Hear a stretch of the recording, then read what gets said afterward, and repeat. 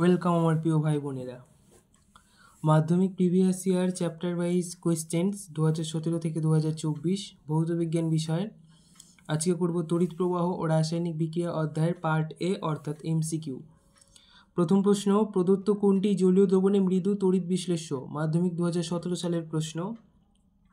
CH3COOH acetic acid, এটাই হচ্ছে উত্তর। পরের নামগুলো তাও বলে দিই। এটা হচ্ছে সোডিয়াম হাইড্রক্সাইড, তীব্র তড়িৎ বিশ্লেষ্য। সোডিয়াম ক্লোরাইড, এটাও তীব্র তড়িৎ বিশ্লেষ্য। সালফিউরিক অ্যাসিড, এটিও তীব্র তড়িৎ বিশ্লেষ্য। আর এটা যেহেতু একটি জৈব যৌগ সেই জন্য এটা হচ্ছে মৃদু তড়িৎ বিশ্লেষ্য। নেক্সট পরের প্রশ্ন, মাধ্যমিক 2018 সালের প্রশ্ন। প্রদত্ত কোনটি তড়িৎ পরিবহন করতে পারে? গলিত NaCl, তরল HCl, কঠিন NaCl, গ্লুকোজের জলীয় দ্রবণ। গলিত NaCl। সোডিয়াম ক্লোরাইড তড়িৎ পরিবহন করতে পারে গলিত অবস্থায়। নেক্সট পরের প্রশ্ন, প্রদত্ত কোনটির তড়িৎ পরিবহন ক্ষমতা সর্বাধিক? 2019 সালের প্রশ্ন। বিশুদ্ধ জলের, চিনির জলীয় দ্রবণের, তরল হাইড্রোজেন ক্লোরাইডের, অ্যাসিটিক অ্যাসিডের জলীয় দ্রবণের। 2020 সালের প্রশ্ন। Cu অর্থাৎ কপার তড়িৎদ্বার ব্যবহার করে CuSO4 কপার সালফেট দ্রবণের তড়িৎ বিশ্লেষণের ক্ষেত্রে প্রদত্ত কোন বিবৃতিটি সঠিক? প্রথমে বলেছে অ্যানোডের ভর বাড়ে, না। তড়িৎ বিশ্লেষণের ক্ষেত্রে অ্যানোড ক্ষয়প্রাপ্ত হয়, তাহলে এটা বাদ। তারপরে বলেছে দ্রবণে কপার সালফেটের গাঢ়ত্ব কমে, না। দ্রবণে কপার সালফেটের গাঢ়ত্ব অপরিবর্তিত থাকে, ডি নাম্বারটা হবে ঠিক। কারণ ক্যাথোডের ভর কমে না, ক্যাথোডের ভর বৃদ্ধি পায়, অ্যানোডের ভর হ্রাস পায়। তাহলে বি আর ডি এর মধ্যে একটা হবে, তো ডিটা হচ্ছে সঠিক। কপার সালফেটের গাঢ়ত্ব অপরিবর্তিত থাকে। এখন কেন থাকে সেটা তোমরা বই পড়লেই দেখতে পাবে। তারপরের প্রশ্ন, অ্যাসিটিক অ্যাসিড একটি মৃদু তড়িৎ বিশ্লেষ্য কারণ অ্যাসিটিক অ্যাসিড জলীয় দ্রবণে তড়িতের অপরিবাহী। আর বি নম্বর অপশন সম্পূর্ণরূপে বিয়োজিত হয়, সি নম্বর আংশিক বিয়োজিত হয়, আর ডি হচ্ছে বিয়োজিত হয় না। সি নম্বর অপশন আংশিক বিয়োজিত হয়। 2022 সালের প্রশ্ন ছিল। তারপরের প্রশ্ন 2022 সালেরই আর একটা প্রশ্ন।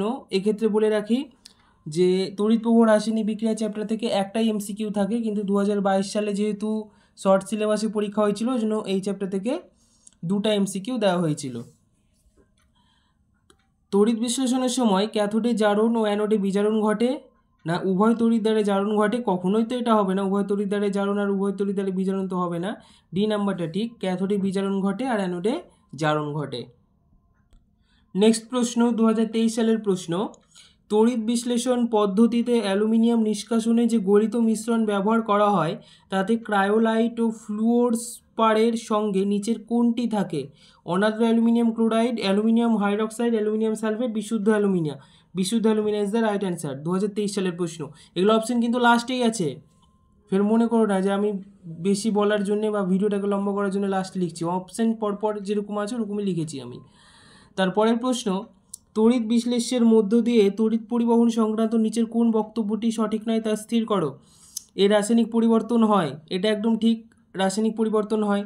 2, দ্রবীভূত বা গলিত অবস্থায় তড়িৎ পরিবহন করে, এটাও ঠিক বক্তব্য। আর সি বলেছে উষ্ণতা বৃদ্ধিতে সাধারণত রোধ বাড়ে, এটা হচ্ছে ভুল বক্তব্য। কারণ কি না, উষ্ণতা বৃদ্ধি পেলে যে আয়নগুলো থাকে বা আয়নগুলো তারা আরও বেশি করে ছোটাছুটি করতে পারে, তো তার জন্য রোধ হ্রাস পায়, বৃদ্ধি পায় না। তো এটা হচ্ছে ভুল উক্তি। এটা ছিল 2024 সালের প্রশ্ন। তাহলে এমসিকিউগুলো শেষ করে দিলাম। এরপরের পার্টে আসবে 1 নম্বরের প্রশ্ন। আরও অন্যান্য চ্যাপ্টারের যদি PYQ দেখতে হয় তাহলে আমার চ্যানেলে গিয়ে দেখতে পারো, সেখানে প্লেলিস্ট করে দেওয়া আছে, প্রত্যেকটা চ্যাপ্টারের ভৌত বিজ্ঞানের করে দেওয়া আছে। আর ভিডিওটি দেখার জন্য থ্যাংক ইউ।